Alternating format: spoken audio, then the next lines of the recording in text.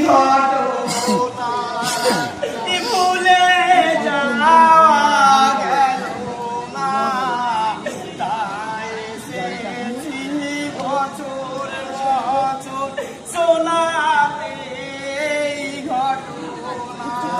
I কারিবালার ওই ঘটনা ভুলে যাওয়া গেল না, তাই এসেছি বছর